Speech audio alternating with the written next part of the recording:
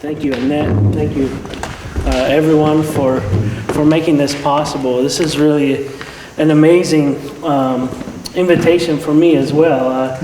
I'm not a person that's out amongst the healers and in the jungle and really finding these things. I was a traditionally trained pharmacist who got really interested in natural products. Went to graduate school, worked with Lobella inflata lobeline, a natural product from Indian tobacco, for my dissertation work for treatment for nicotine addiction and Alzheimer's disease. And then went on to do a postdoctoral fellowship at the University of Minnesota with Philip Portuguese, who's been one of the real fathers of defining opioid receptors through antagonist probes for each of those subtype opioid receptors. And I just thought, I need a plant.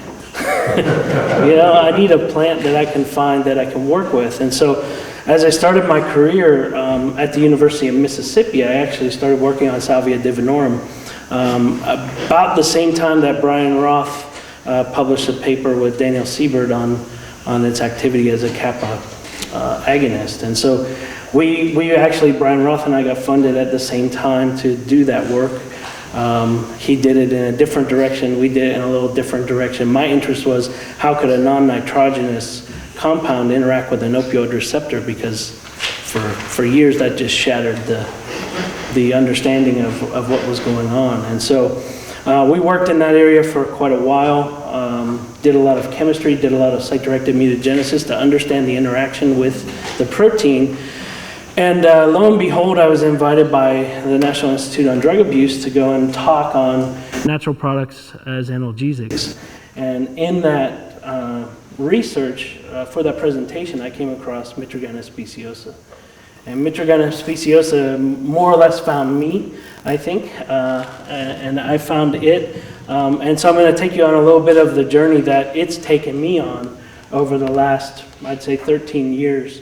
And ultimately has resulted in a very reverse of what most of you have talked about.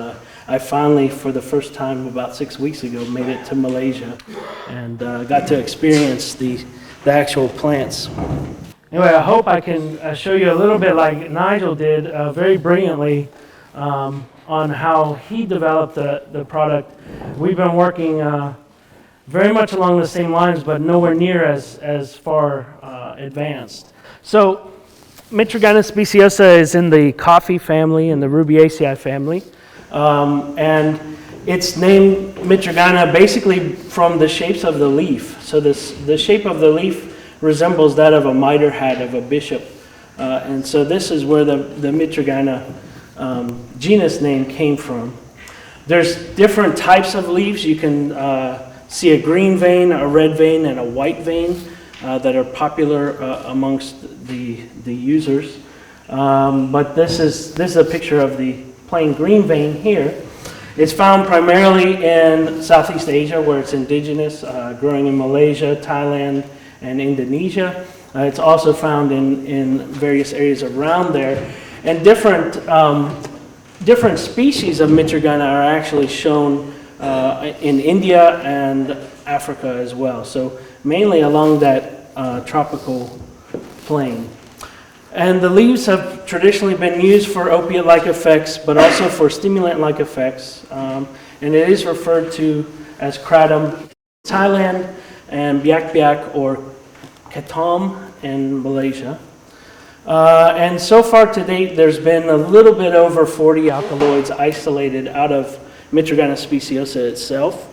And just to give you an idea on the map of where we're talking about, most of the work in the area that I'll talk about here is in the upper part of Malaysia, in this area, and the southern part of Thailand.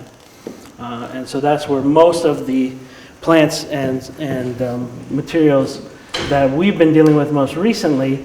Interestingly enough, all the materials that were available in the United States and probably still available in the United States today are most likely coming out of Indonesia. So it could be slightly different products than what we're dealing with. This is a picture of the tree in the flowering mode. It's actually right at the end of the flowering season right now. And this is a very one time a year event where you get to see the flower. And then the flower drops its petals and turns to a ball fruit. And I don't know if I have a larger picture of that. But these trees can grow all the way up to 15 meters in height. So they can become very, very large. In speaking to the native healers and the researchers in Malaysia, it takes about 3 years for a tree to really start to produce the profile of alkaloids that would be a benefit in a user. So it was interesting to us because I'll talk to you a little bit about a cultivar that we tried to start and what limited success we had with that. So this is another picture. Many times these trees are growing in wet areas, so it's not unusual to see them near rivers or creeks. But this is just another site. So the earliest report that we could find in the literature, in the Western literature, is actually from the 1800s. And so this is not having the history that a lot of the products that we've talked about, at least a recorded history, and in the literature. But it was described first as an opium substitute. And the opium substitute was really utilized as a opiate suppressor, opiate withdrawal suppressor. And so this is very similar to like methadone or buprenorphine that we use in the United States for opioid withdrawal today. It was really stated that these effects were achieved through chewing the leaves. So leaves would be pared into quids and then chewed. This would give a stimulant-like effect, actually. Or it's drank as a tea. So the fresh leaves would be brewed into a tea. And what we've found to be interesting is that in Thailand, the traditional use is through chewing the leaves.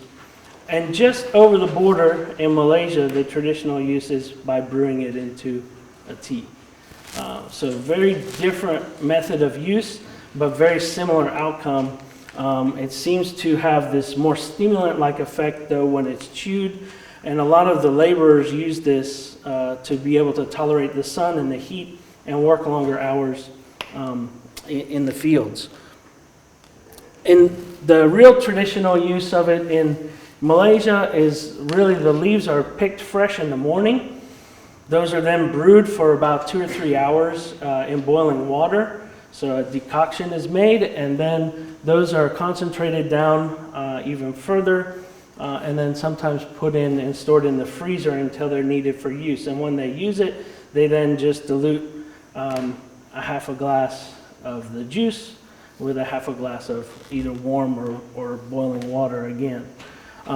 These are pictures of some of the fresh juice of how they actually store them today. So they'll brew them, put them into bags, and just toss them in the freezer. The benefits of modern living, right?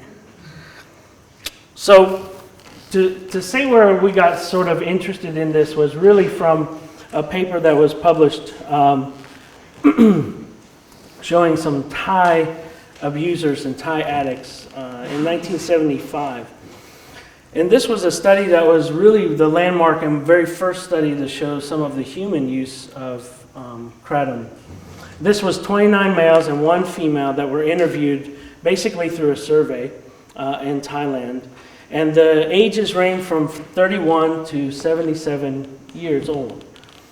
And what's interesting is most of these people have been using it for at least 10 years or more. And what their use level is usually 3 times a day, so morning, afternoon, evening. And they would use it either once at those sittings or 2 to 4 times at each sitting. So it just depended on their level of need or their level of interest, I guess. Physiological effects, again, just a few minutes after consuming this, they feel happy, strong, active. They possess a very calm mind, but they prefer to stay alone. Actually, many of the men reported to use this to prolong sexual intercourse. And that's been a consistent theme that's shown up in more modern surveys as well. And so there is some interest in that area, particularly as we move down the road in looking at developing in different therapeutic areas. But right now we're mostly focused on this opioid crisis that we're facing in the United States and seeing what we can do with this for that purpose. Physiological effects, though, long-term physiological effects from this, the addicts will become thin and the skin will darken on the face. And generally it's on the cheeks, and it varies again from person to person as to how dark the face becomes and how long the exposure has been. It does produce a dry mouth, constipation, which would be pretty typical what you would think of if you're involving opioid systems. Main two problems with prescription opiates are constipation and respiratory depression, and we'll get to the respiratory depression aspects of this as well. And one thing that really caps this as potentially having an abuse potential is that it does have a withdrawal syndrome associated with it as well. Okay? So does coffee. If some people don't have coffee in the morning, they get splitting headaches. The withdrawal syndrome of kratom is not too different from that of coffee. So the withdrawal is very mild. There is some aggressiveness. There is some agitation. In some people that are very heavy users, you can get muscle jerking and movements. But really, if you think about this compared to a traditional opioid withdrawal, this is really nothing on the order of concern.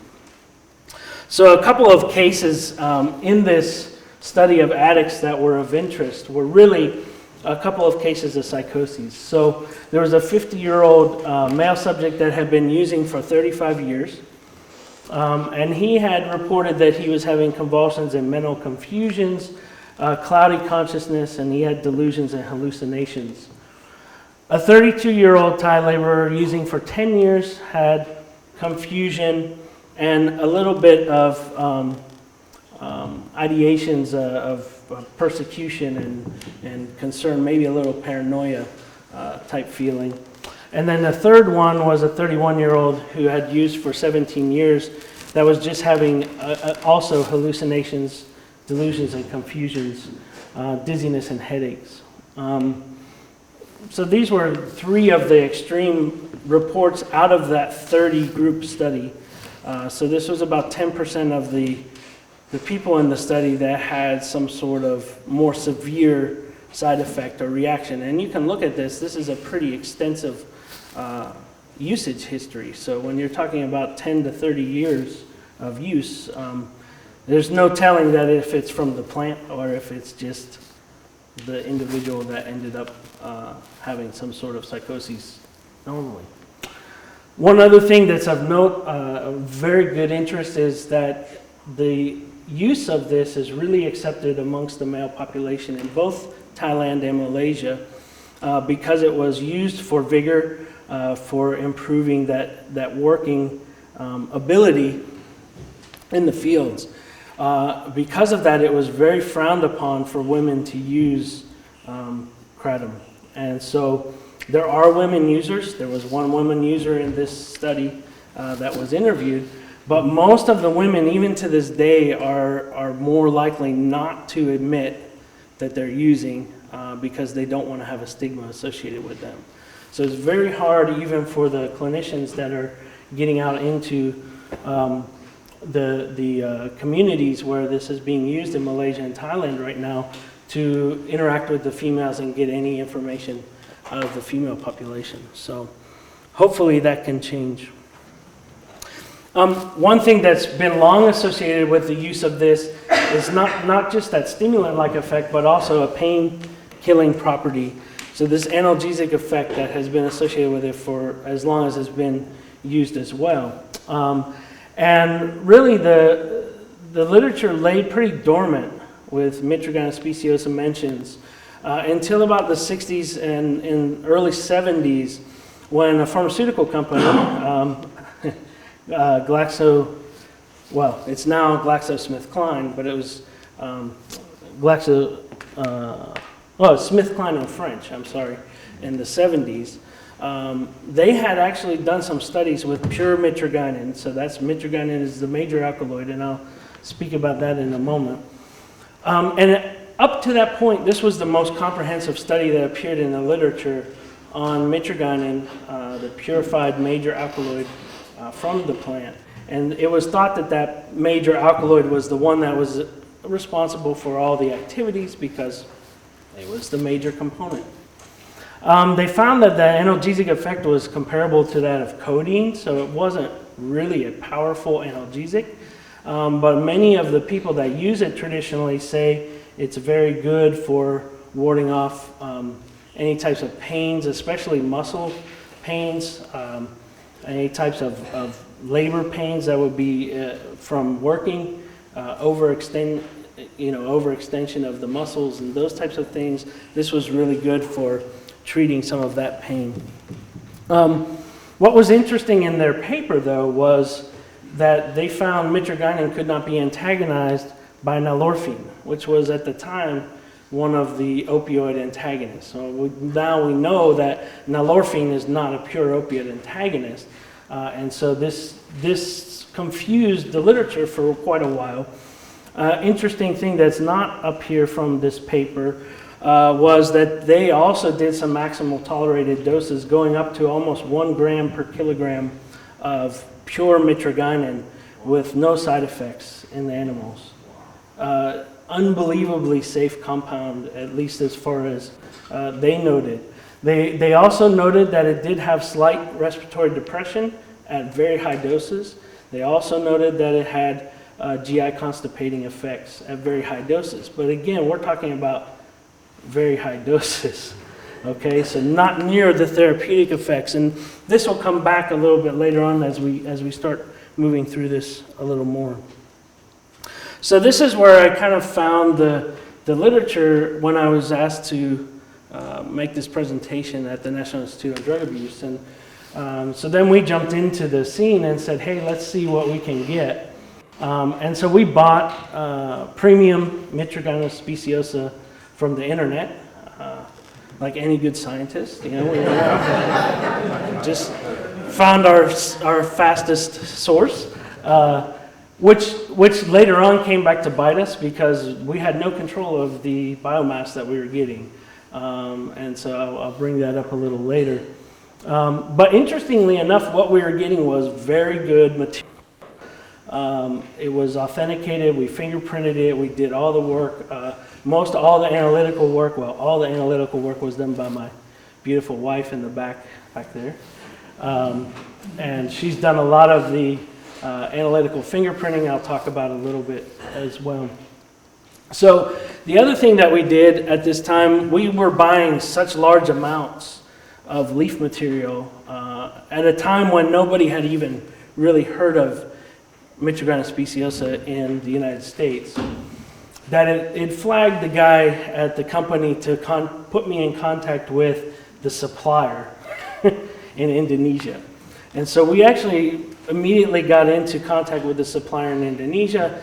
He was interested in why we were buying so much, what's going on. And so I was explaining to him that I was really interested in the plant from a scientific perspective, and we were going to try and do lots of extractions and isolate compounds and study the compounds' pharmacologies and find out if there was anything really to these claims about opioid withdrawal treatment or potential new avenues for analgesics. And so he was excited from the standpoint that he said, well, okay, I'll send you a couple of trees. Great, why not? So he sent us a couple of trees.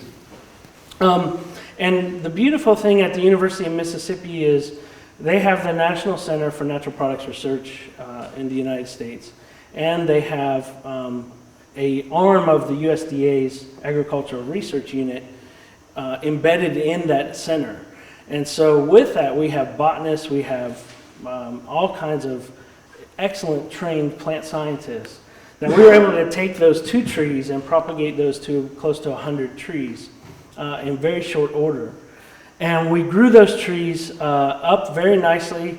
actually in a greenhouse right behind the chancellor's home.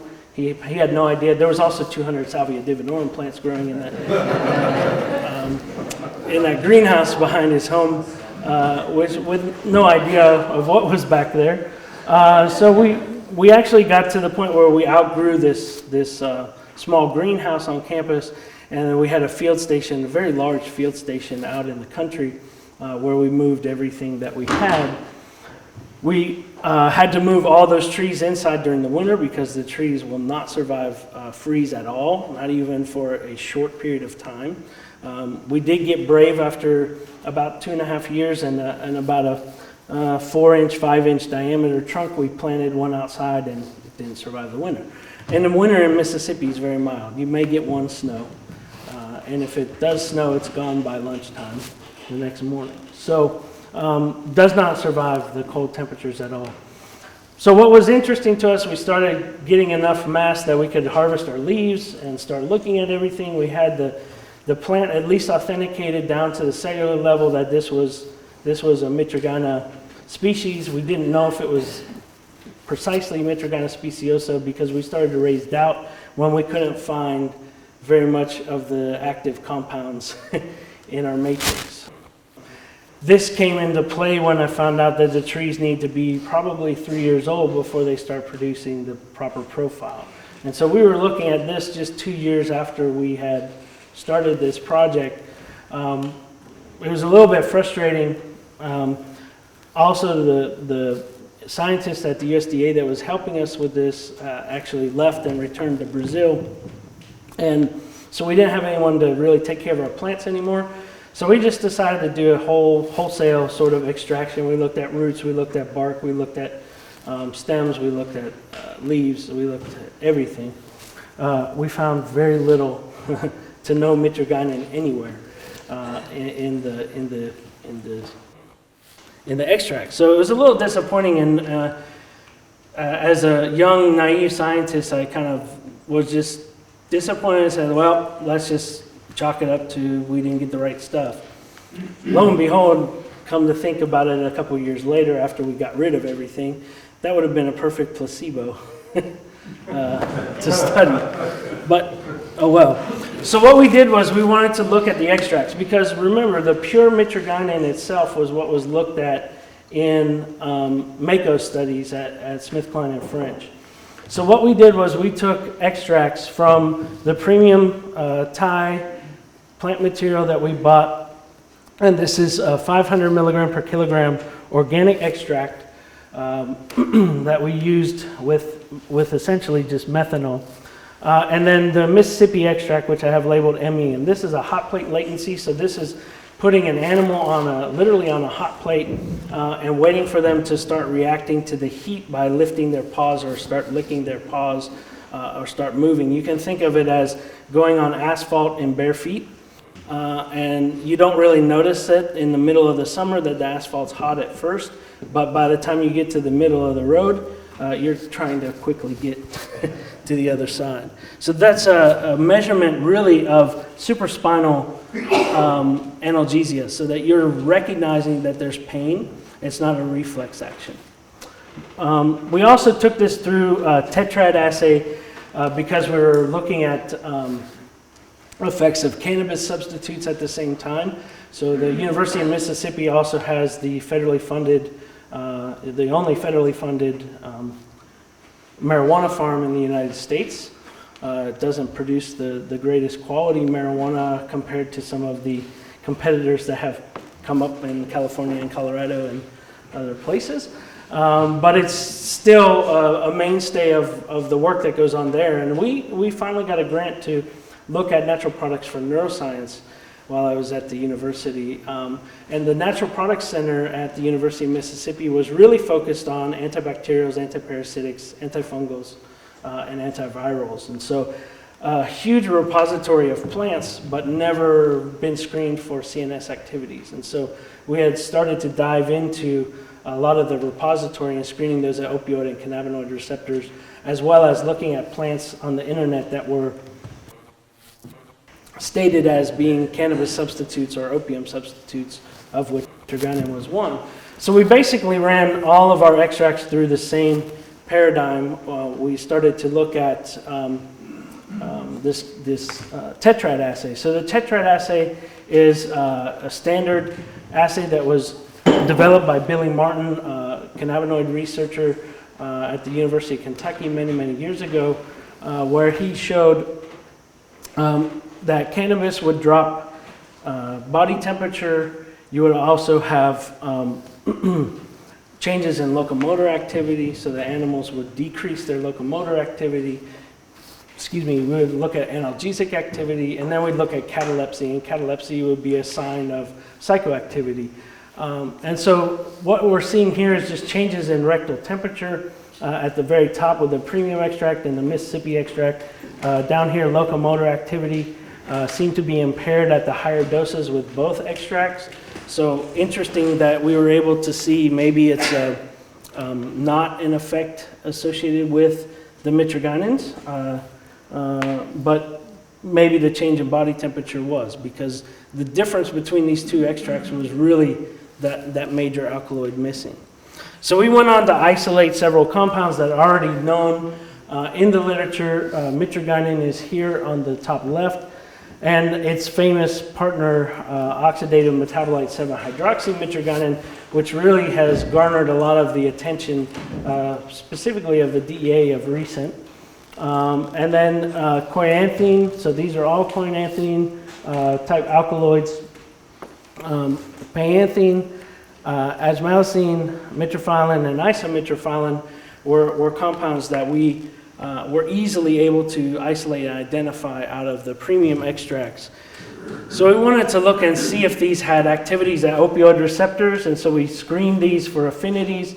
We're not seeing the impressive affinities that Nigel saw at some of the targets, but mitragynine had about 600 nanomolar affinity for mu-opioid receptors, and mu-opioid receptors are the main protein that morphine would interact with. Delta opioid receptors are thought not to play much of a role in the actions of kratom or the individual alkaloids, and you can see it's at micromolar affinities, mitragynine for delta. And then kappa opioid receptors, which we talked a little bit about yesterday with Salvador, are thought to be involved a little bit in the analgesic effects as well. And so interesting to us was mitragynine was pretty weak. If you compare this to morphine, morphine is about 60 nanomolar at mu-opioid receptors. If you want to talk about fentanyl, we're talking about subnanomolar affinities, so very much more potent compounds. But what was interesting to us was 7-hydroxymitragynine, a very minor component in the plant, so it makes up less than 1% of the total alkaloid extract. This one had 100 nanomolar affinity for opioid receptors, mu-opioid receptors, and much higher affinity at delta and kappa opioid receptors, and so we thought this was fairly interesting as well. And then in some previous SAR work that had been done and reported in the literature, coinanthine, which lacks the O-methoxy on the indole ring, actually was shown to be an opioid antagonist. And so we don't know, we didn't really pursue that any further, but it had better affinity than mitragynine at the mu-opioid receptor as well. So the other compounds were not very interesting as far as opioid receptor ligands go. We did want to make sure that we had the right structure, so we got an X-ray crystal structure of the material that we isolated. It was the correct material, so we were happy to keep moving on. And then we just wanted to look at these in analgesic assays again, just to reconfirm what Mako had seen in 72. Morphine is here on the left. Again, this is the hot plate test. And then we did various doses of mitragynine on the right, and you can see it's much less potent, much less efficacious as that compared to morphine. And if we combine those into one graph where you can directly compare the efficacies, you can see that morphine is much superior. However, we did go ahead and take naloxone, which is a pure opioid antagonist, to reverse the effects, and what you can see on the far right side there is where we were able to completely abolish the analgesic effect of of Mitragynine with pure opioid antagonist. So it is an opioid-mediated analgesic measure. There's another assay that can be done, and that's a tail flick assay, and this is a response to pain that's a reflexive response. So this is where you put an animal's tail in a groove and you shine an intense light beam on it, and after about a second, that animal will literally flick its tail out of the way. If it's under the influence of an analgesic, it will stay there until the cutoff time so we don't burn skin or do any harm to the animal, but they will stay there for up to 15 seconds. And so you can see morphine performs extremely well in this.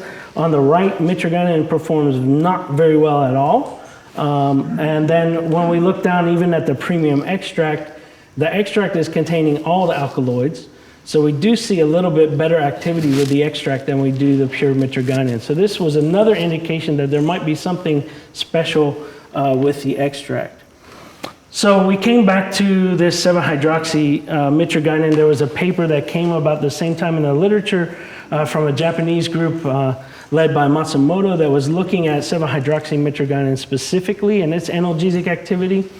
And they reported intense analgesic activity. And so what's really amazing to me is the triangles are the 7-hydroxy Mitragynine. The circles, the black circles are morphine. So you can see 7-hydroxy Mitragynine in these assays was much more potent than morphine. Okay? This was, again, this was subcutaneous administration. And then what really floored me, and really as a scientist said, there's no way, this is oral administration. So if you look at how fast this molecule is working, within the first 10 minutes, it's at 100% maximal efficacy, orally. So we go back to subcutaneous, if we go back to subcutaneous, within the first 10 minutes at 100% efficacy. So morphine takes a long time before it starts to reach any type of analgesic efficacy when it's used orally, and part of that is because it goes through first-pass metabolism and intrahepatic recirculation. And the bioavailability of morphine and morphine analogs is miserable. And this is where having a pharmacokineticist and really studying a lot of the transport helped us tremendously.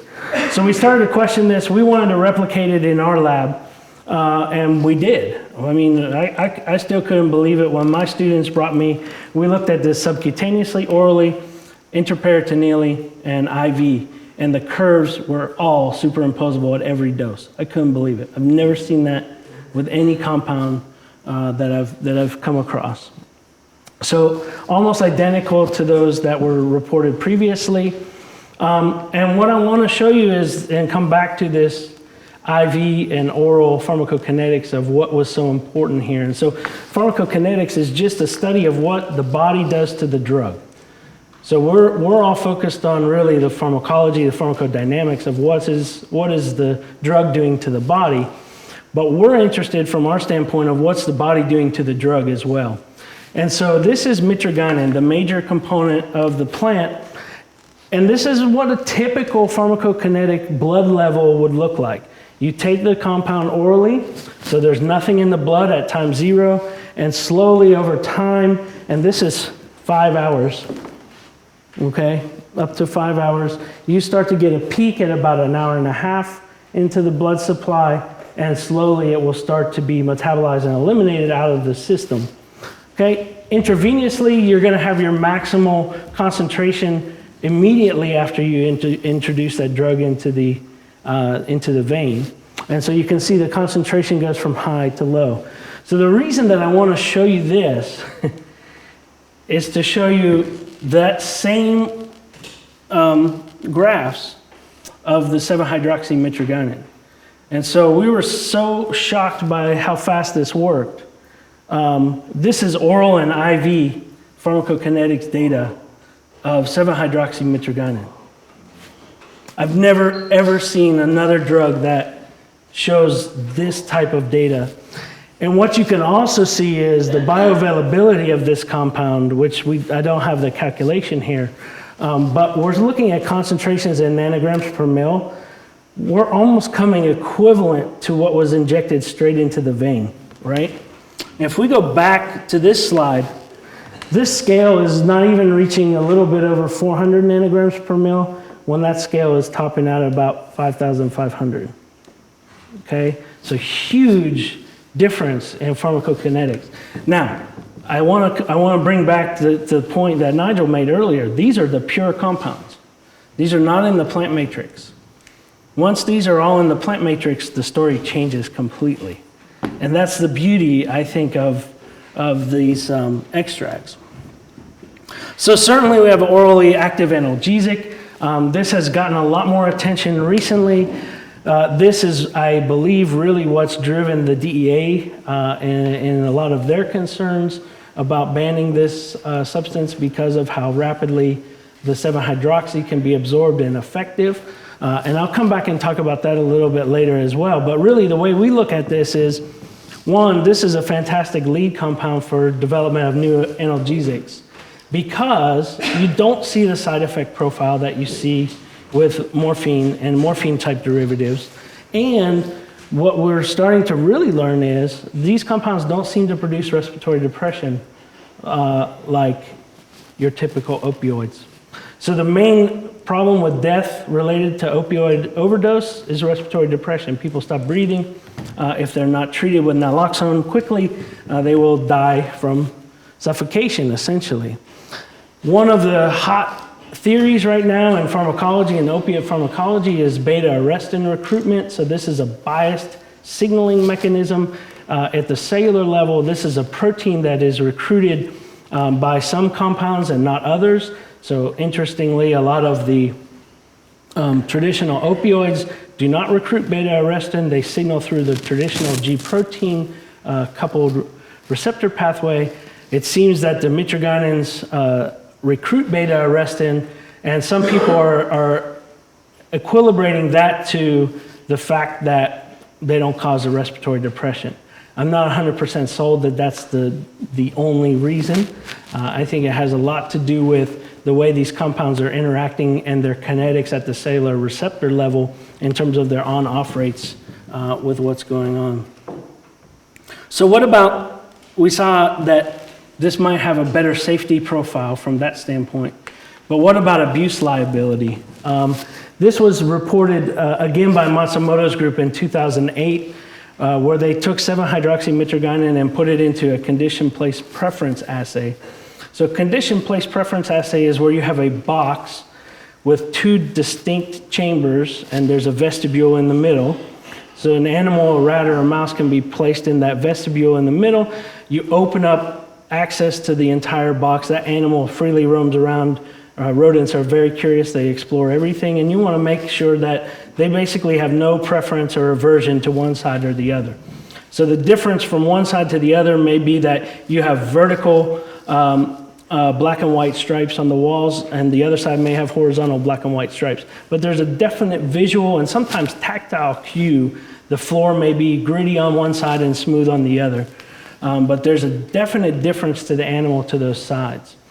Then after the animal has been exposed to that, you take the animal and replace it back into one side, and you couple that with the drug that you're interested in studying. And so you only confine that animal to one side. That animal, whether they feel good or whether they feel bad, they're going to remember pairing that with the cues, either the visual or tactile cues, so that when you take several days away, you put the animal back in, open up both sides, that animal's going to spend more time where it felt good in hopes that it's going to feel good there again. Or if it had a bad experience, like we've seen with some of the kappa agonists, it will be aversive and it will spend its time in the side where it didn't receive drug, but it didn't feel bad. So this is a condition-place preference, condition-place aversion assay. It works pretty well for drug-seeking behaviors. Doesn't really give us an indication of addiction, though. So what you can see here is as the dose increases from 0.5 milligram to 1 to 2 milligram per kilogram of 7-hydroxy, you get a significant effect greater than that of morphine or similar to that of morphine in a place preference assay. So these compounds, the 7-hydroxymitragynine definitely induces a place preference in rodents. So they will seek out, try to recapture that feeling again. And if we look at the 2 milligram, and I reviewed this paper, I argued with the 1 milligram dose that it had to be statistically significant because the bars overlap with morphine, but it got published anyway. If we go back to the doses, if you look at 2 milligram per kilogram dose, in both assays, it's active, but it's weakly active.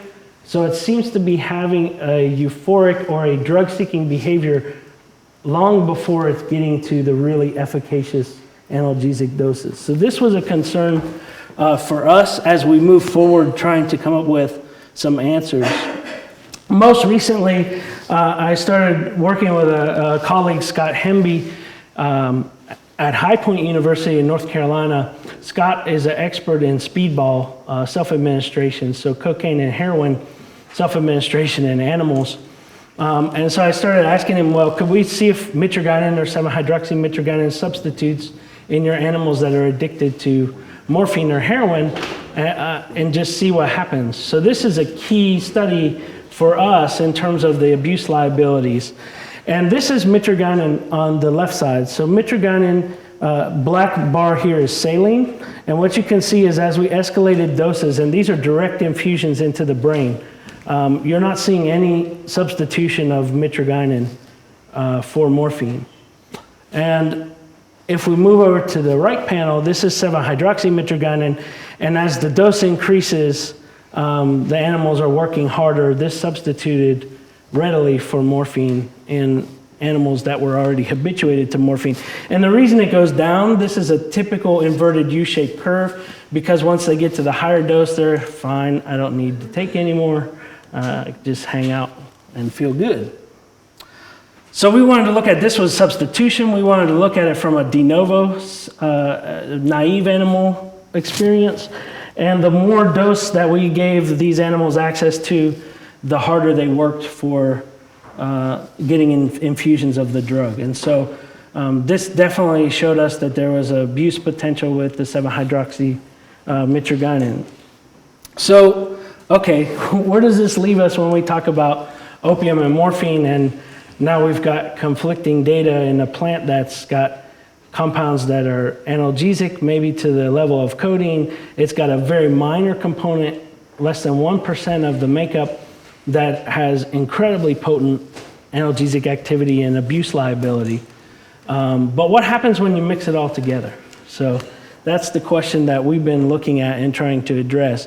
And of course, I'm not going to go through any of this other than to state the fact that as of the latest data that I have in 2004, the United States consumed 99% of the world's supply of hydrocodone, and yet the United States makes up 4.5% of the world's population. And so you can see that even in the early 2000s, the opioid crisis was really starting to escalate in the United States, and this is where we jumped in to the path. We wanted to look at treatment programs to try to figure out what was already out there, what were our options to compete with. You have rapid detox programs where people can go in and be injected with opioid antagonists like naloxone. And within three days or so, they're pretty much back out to the street and detoxed. They say it's like going to hell and back, though. They said this is one of the worst withdrawal treatments you could go through. Most of the ones that are used and accepted, though, are methadone or buprenorphine treatments that can be prescribed as tablets. A lot of times clonidine is used, which is an alpha-2 agonist. This is to block a lot of the other side effects associated. And then, of course, that needs to be coupled with psychotherapy as well. So all of these treatments that currently exist have limitations, and they all have very high relapse rates. And so a lot of times the individuals will run into a crisis and they'll just stop taking their methadone, stop taking their buprenorphine, and go back to using again. And so we wanted to try to find something alternative to this. Methadone and buprenorphine are also full mu opioid agonists, but they have different kinetics, okay? So they actually go onto the receptor at a very slow rate. They don't cause the euphoria that you get with something like heroin that is more like a rocket ship that gets to the receptor very quickly and causes euphoria. I teach my pharmacy students that this is the equivalent of a Ferrari versus a old Yugo from the good old Yugoslavian. If everybody remembers the Yugo, and most of them don't, and I realize I'm getting old. So, so then we have to figure out some other cheap car. But anyway, one other thing that really interested me from the standpoint when we tested Mitragynine and saw that it had low affinity, not what we expected to see at opioid receptors based on what we had seen in the literature, I sent it off to Caliper Life Sciences NovaScreen for their CNS panel of targets. And for $10,000, you can test 90 targets and get back a graph that looks like this. This is my $10,000 slide. And it confirmed two of the things we knew already. One is that it bound to mu opioid receptors and kappa opioid receptors. But the other thing that really excited me was it bound to adenosine A2A receptors. Adenosine A2A is the target for caffeine. So this could explain potentially some of the stimulant activity if it is acting like caffeine did. Adrenergic alpha-2s. Oh, I was excited to see this because clonidine is one of the drugs that's prescribed for opioid withdrawal.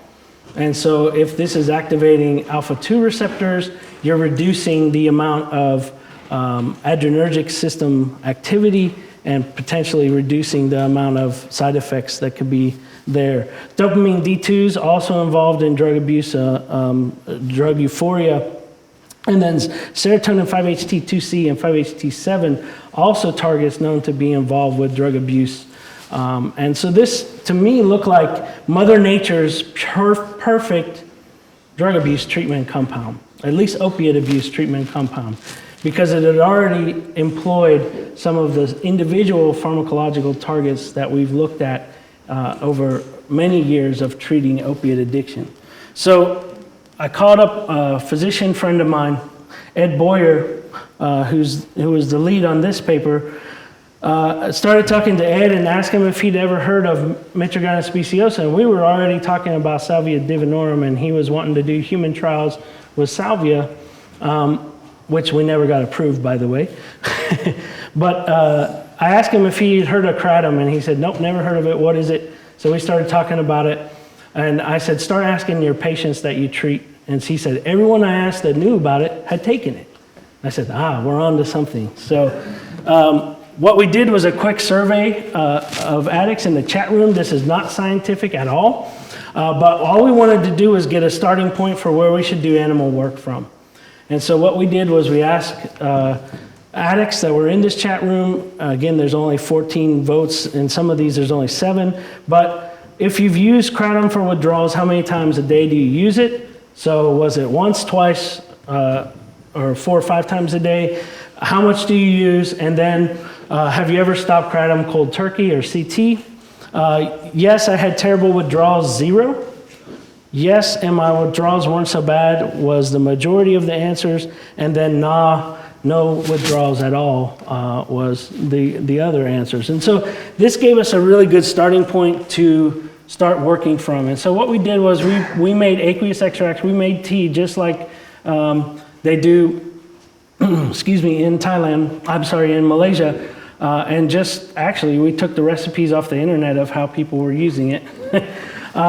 We made the tea, we lyophilized that tea, freeze-dried it.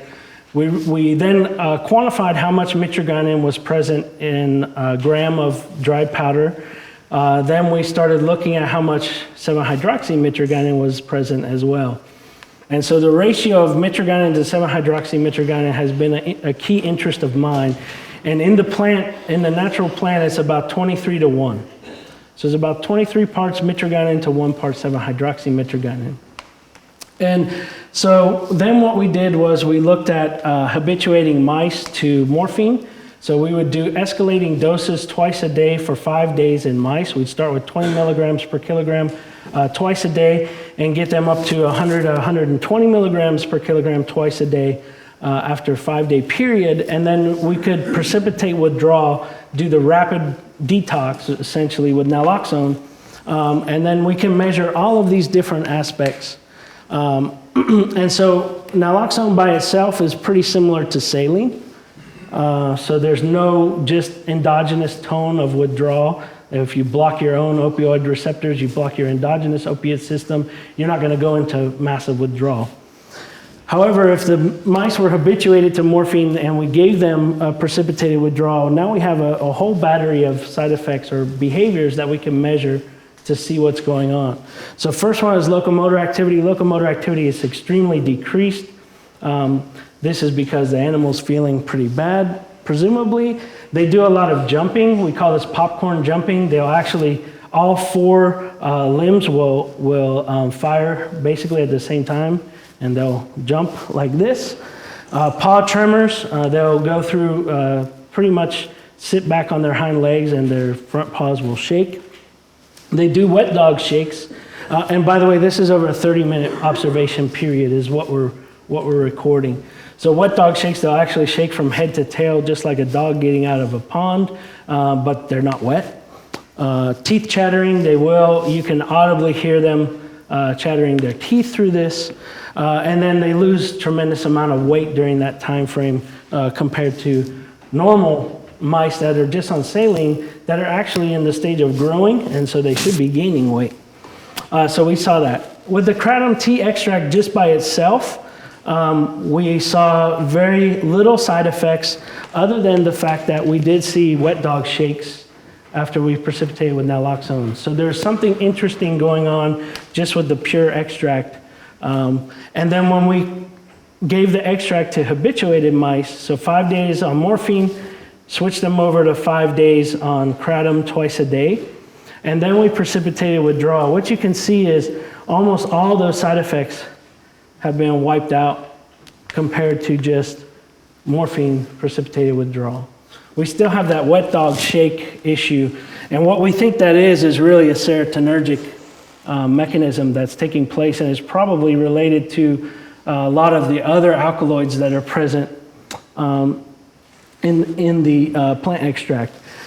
We looked at this up to 2 grams per kilogram of tea extract, so they were getting 4 grams per kilogram per day of the tea extract, and that's what dose I showed you on the previous one. We wanted to look at methadone at 23 milligrams and 100 milligrams per kilogram as comparisons to pure Mitragynine at 23 milligrams per kilogram. Remember I said this is about 23 parts to 1 part in the extract. So we took 23 milligrams is what we were figuring the animals were getting in a 1 gram per kilogram dose. And what we saw was really no side effects with Mitragynine. Pure Mitragynine really looks fantastic to detox animals from opiate withdrawal. So where do we go with all this? We've been working on this. We've actually started to look at talking to companies. We ran into problems, as I mentioned earlier, with our biomass supply. So you can't go to the FDA and say, hey, we're getting all our stuff off the internet. Let's go do a human trial. No, they weren't gonna go for that. So the contacts we've made in Malaysia lately to get access to controlled farms is really fantastic and really helpful for where we're going forward with controlled biomass sources. We have eliminated the wet dog shake. We've created a what I would call a decaffeinated sort of version where we've eliminated some of the alkaloids that we thought were causing those wet dog shake side effects from the full extract. This extract still has mitragynine. It still has 7-hydroxymitragynine present. That little bit of 7-hydroxymitragynine might be enough to act like that full opioid agonist that you get with buprenorphine or methadone to just satiate the addict enough.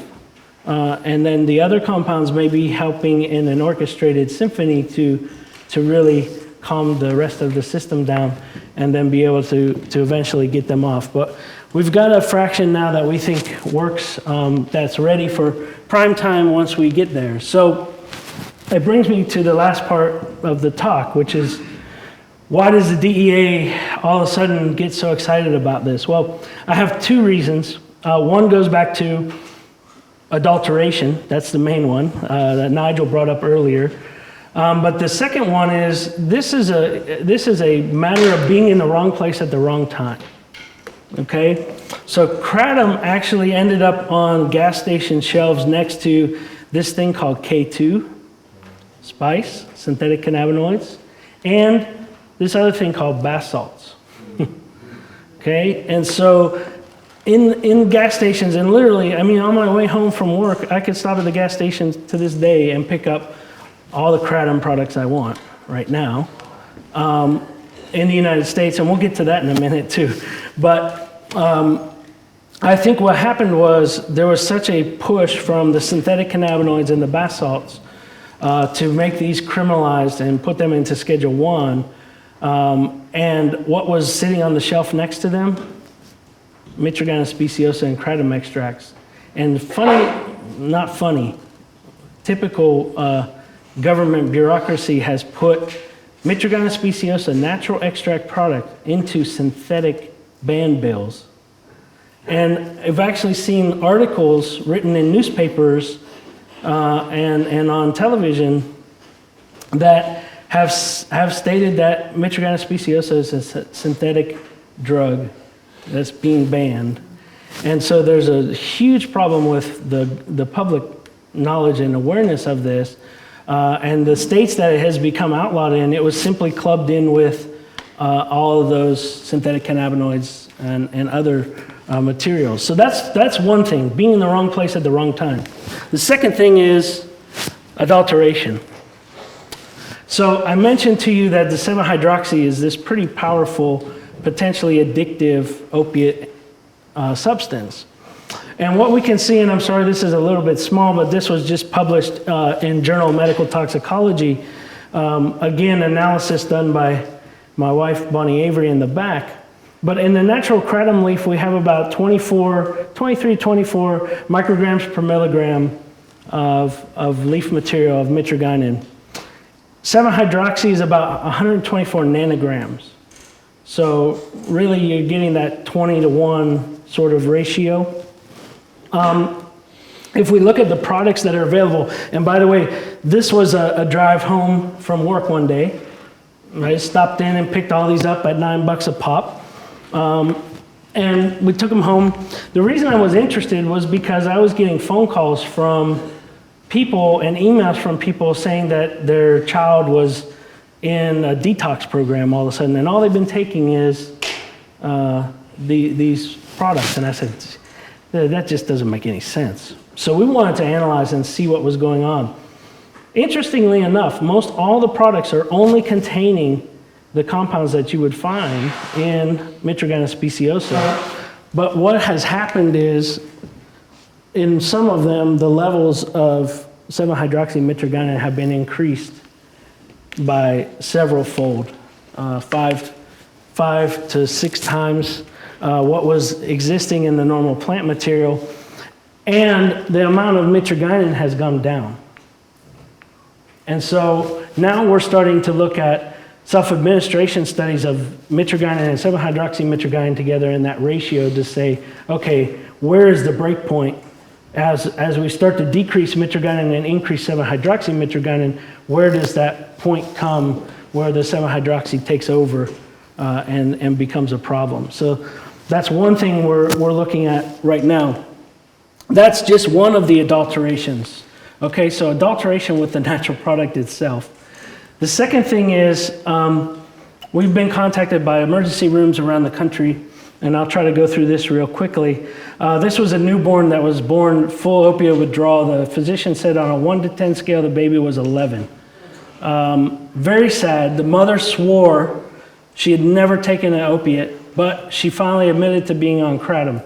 So I immediately asked them to send us a sample of what she was taking. We took that down to the analytical lab. Bonnie analyzed this. We got not only the leaf material that she was ingesting, but we also got the meconium sample from the baby to look at. So the first stool sample from the baby. Went through and did analysis. So this is just to show you that we actually really do analytical chemistry. These are mass specs of the standard compounds. And what we went through was looking at these standards, so morphine, hydrocodone, mitragynine, 7-hydroxymitragynine, 7-hydroxymitragynine. I guess we didn't do a good job purifying that, but it's mostly 7-hydroxymitragynine. And so we went through the material that she was taking. It came up negative for morphine, positive for hydrocodone. So the leaf material that she had was adulterated with hydrocodone. And there was no question. I mean, this is pure forensic analysis. Of course, mitragynine and 7-hydroxymitragynine were present as well. We wanted to look at the meconium sample.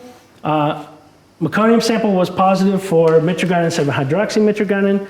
Did not show hydrocodone in the meconium sample. However, we think that's due to the fact that this is going to be all eliminated through renal and kidney into the urine. So you wouldn't expect to see the pure compound or metabolite in the meconium sample.